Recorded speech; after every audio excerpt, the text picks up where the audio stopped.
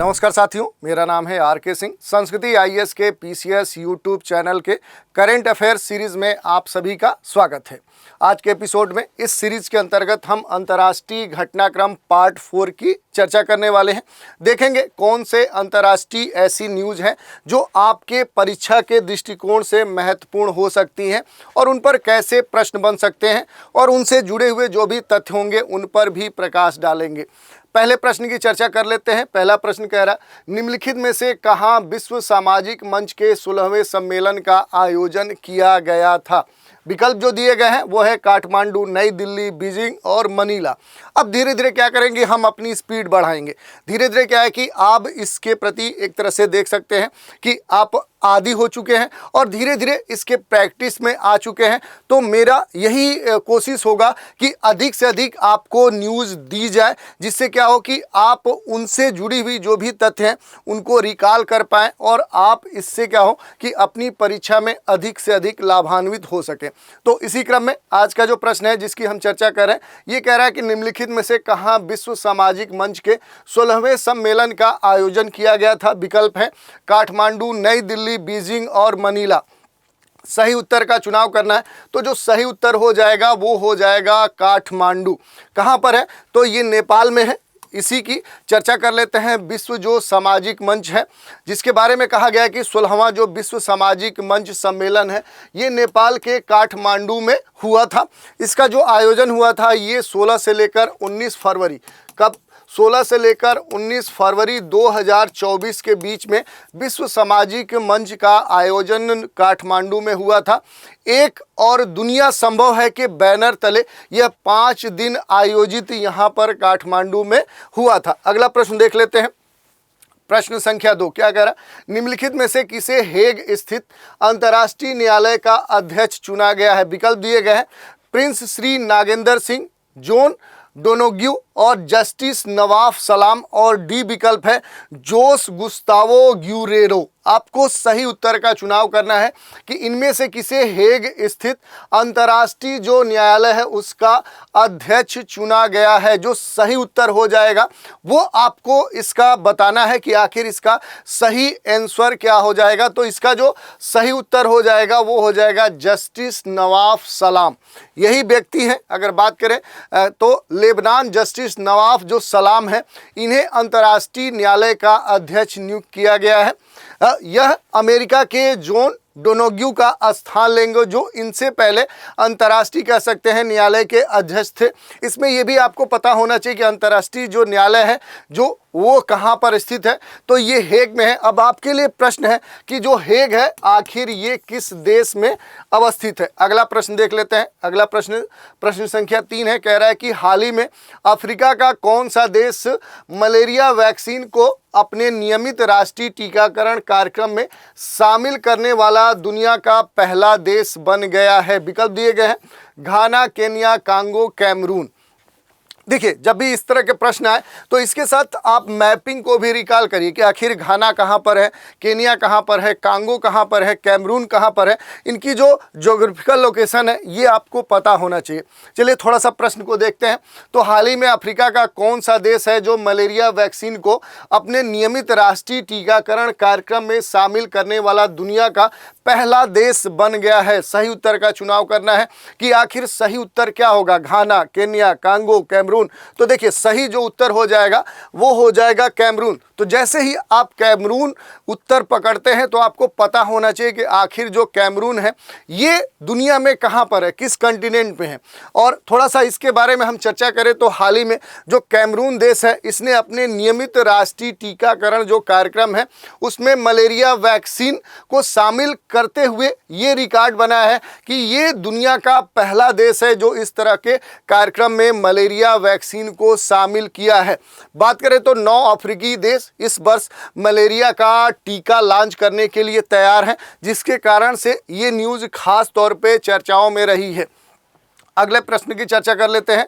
चौथे नंबर का प्रश्न क्या कह रहा है कि हाल ही में निम्नलिखित में से कहाँ विश्व का सबसे बड़ा लिथियम भंडार खोजा गया है।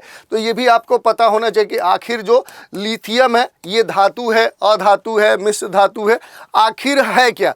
तो ये हो गया इसका स्टैटिक पार्ट। लेकिन अगर करंट की बात करें तो ये पूछा जा रहा है कि हाल ही में निम्नलिखित में से कहां पर विश्व का सबसे बड़ा लिथियम भंडार खोजा गया है।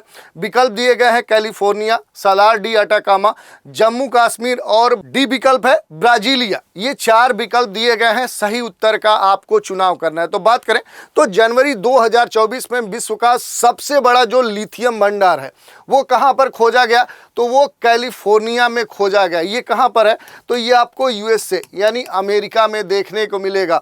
यहाँ पर जो साल्टन सागर क्षेत्र है वहीं पर ये खोजा गया है। 18 मिलियन टन का ये भंडार एक अनुमान लगाया गया है। और इसकी बात करें तो यहाँ पर बड़े स्तर पे ये लिथियम के उत्पादन की योजना भी यहाँ की सरकार बना रही। तो इस तरह से हमने देख लिया। अब अगले प्रश्न की चर्चा कर लेते हैं। 5वें नंबर का जो प्रश्न है क्या कह रहा है, तो निम्नलिखित में से कौन सा शहर दुनिया का सर्वाधिक ट्रैफिक जमा वाला शहर बन चुका है। विकल्प दिए गए हैं दिल्ली, लंदन, बीजिंग और टोरंटो। सही उत्तर का आपको चुनाव करना है कि निम्नलिखित में से कौन सा शहर दुनिया का सर्वाधिक ट्रैफिक जाम वाला शहर बन चुका है, यानी सबसे अधिक जहां पर ट्रैफिक देखने को मिल रही है, वो भी विश्व स्तर पे इसका नाम चर्चा में आ चुका है। जो विकल्प दिए गए हैं वो है दिल्ली है, लंदन है, बीजिंग है और टोरंटो है। ये सभी क्या है कि अलग अलग देशों की राजधानी है। जैसे आप देखिए यहाँ पर इंडिया की राजधानी दिल्ली है, यहाँ पर देखिए यूके की राजधानी लंदन है, चीन की राजधानी बीजिंग है। इधर आएंगे टोरंटो कहाँ की राजधानी है, ये आपको बताना है। किस कंटिनेंट के देश की राजधानी टोरंटो है, ये आपके लिए भी प्रश्न हो सकता है। और इस प्रश्न का जो सही उत्तर हो जाएगा वो हो जाएगा लंदन। लंदन क्या हो चुका है कि अगर बात करें लंदन की तो ये क्या है कि सर्वाधिक ट्रैफिक वाला शहर हो चुका है। इस आधार पर देखें तो फरवरी 2024 में कह सकते हैं कि जारी टाम ट्रैफिक जो इंडेक्स 2023 था, कौन सा, टाम, ये एक ट्रैफिक इंडेक्स जारी किया जाता है। किस नाम से, तो इसकी बात करें तो टाम ट्रैफिक इंडेक्स जारी किया गया।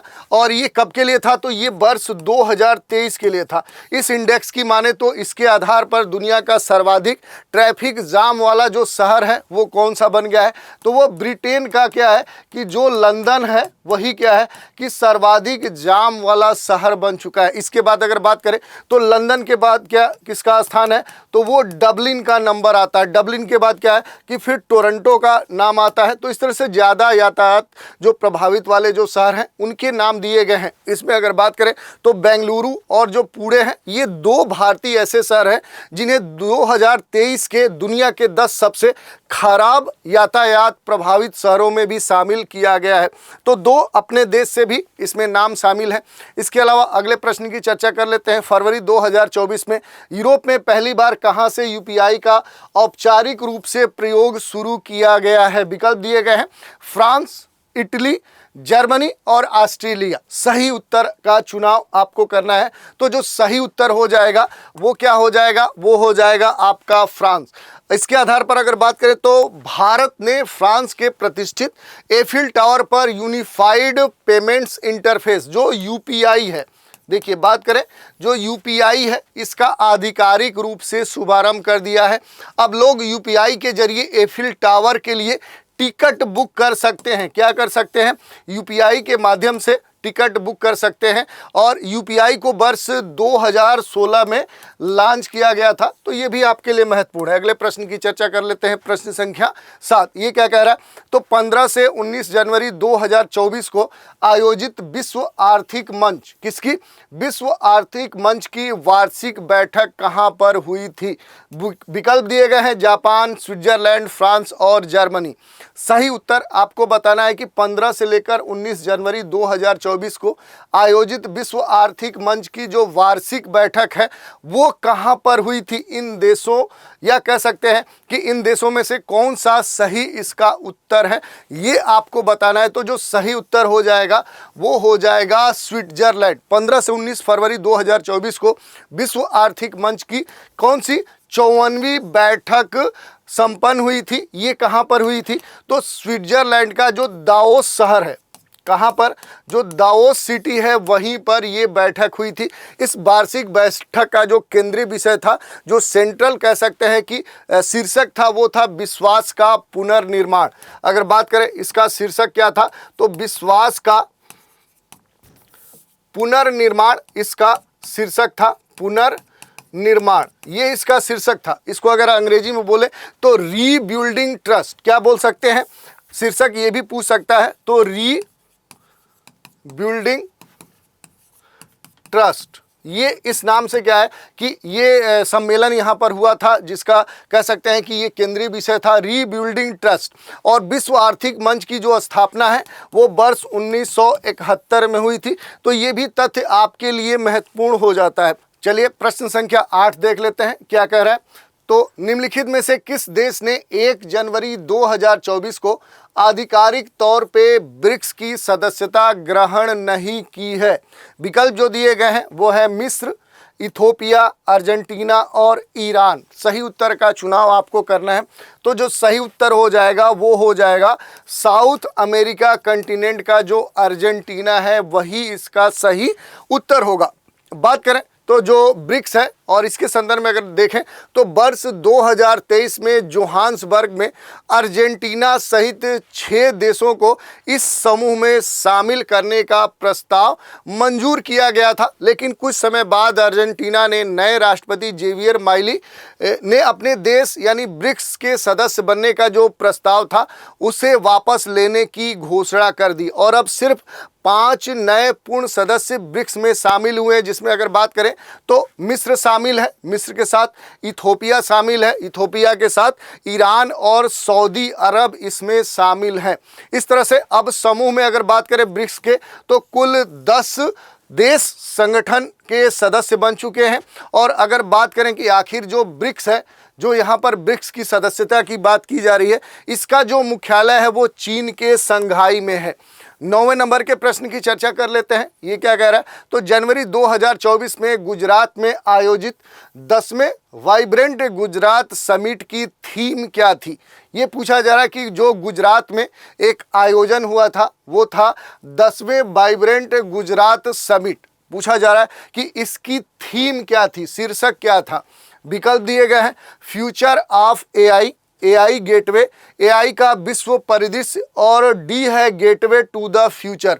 ये विकल्प दिए गए हैं। सही उत्तर का आपको चुनाव करना है कि आखिर सही उत्तर क्या होगा। तो जो थीम थी वो था गेटवे टू द फ्यूचर। थोड़ा सा इसके बारे में और देख लेते हैं। 10वें वाइब्रेंट जो गुजरात समिट था, ये जो समिट था ये इसका 10वां एडिशन था, 10वां संस्करण था। और 12 जनवरी 2024 कब? 12 जनवरी 2024 तक गांधीनगर यानी गुजरात में ये आयोजन हुआ था। तो यहाँ पर ये भी आपसे पूछ सकता है कहाँ पर ये आयोजन हुआ था, तो गांधीनगर में, गुजरात का जो गांधीनगर है वहाँ पर इसका आयोजन हुआ था। इसकी जो थीम थी वो गेटवे टू द फ्यूचर थी। इस कारण से क्या है कि ये चर्चाओं में था अपनी थीम, अपनी शीर्षक के कारण। तो ये सही जो आपका उत्तर था वो था गेटवे टू द फ्यूचर। चलिए देख लेते हैं प्रश्न संख्या 10 क्या कह रहा है। तो 19वें गुट निरपेक्ष आंदोलन शिखर सम्मेलन 2024 की मेजबानी किस देश ने की थी? विकल्प दिए गए हैं युगांडा, सूडान, केन्या और रवांडा। सही उत्तर का चुनाव करना है। तो जो सही उत्तर हो जाएगा कि 19वें गुट निरपेक्ष जो आंदोलन शिखर सम्मेलन 2024 है, इसकी जो मेज़बानी की गई है वो युगांडा के द्वारा की गई है।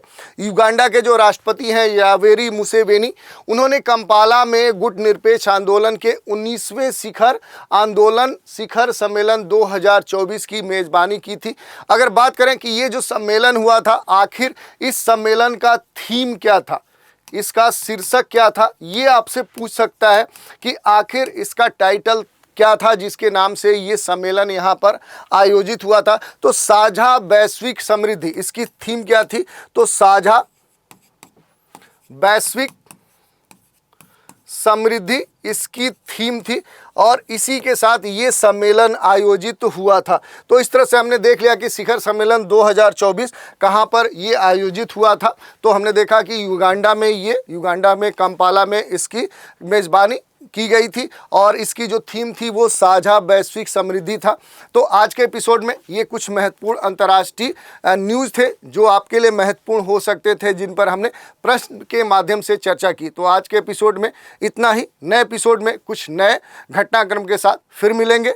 तो आज आप हमारे साथ बने रहें, इसके लिए धन्यवाद।